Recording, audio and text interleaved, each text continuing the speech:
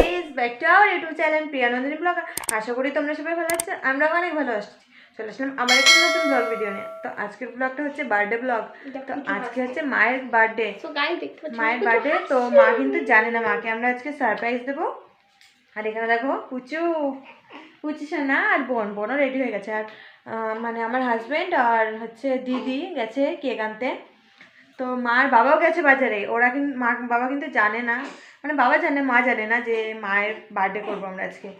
তো মানে একটুখানি ছোটোখাটো করে, সবারটা যখন হয় মায়েরটাও এসে হওয়া উচিত, ওই জন্য তো আমরা একটু ছোট্ট করে মাকে সারপ্রাইজ দেবো। তো তোমরা ভিডিওটা দেখো, অবশ্যই তোমাদের ভালো লাগবে। আর আর পরে বলবো, ঠিক আছে? আমি অনেক ঘরটা গুছিয়ে নিই গাইস, তো তোমরা ভিডিওটা দেখতে থাকো।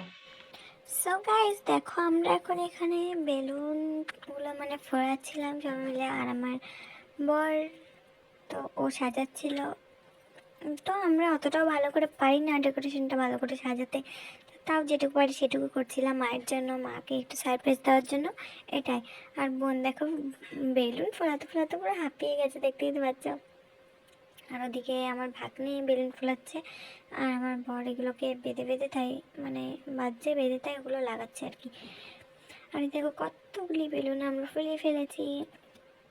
আর তোমরা দেখতে থাকো ভিডিওটা। আর দিদি দেখো আমার মুখের কাছে নিয়ে গেছিলো ক্যামেরাটা। আমি বলছিলাম যে আমার এখন কথা বলার সময় নেই, তুই বল কথা। তারপর আমার হাজব্যান্ড মানে আমার বরের কাছে নিয়ে গেছিলো, ও কি যেন বলছিল মুখে বক করে, তো আমি জানি না।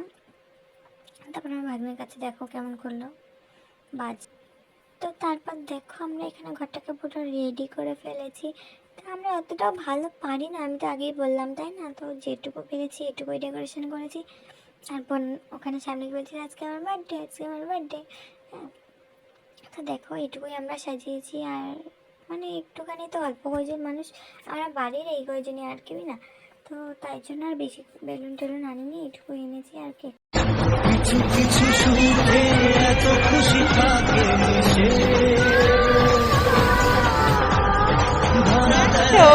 বেশি এখন না বেলুন ফেটে যাবে।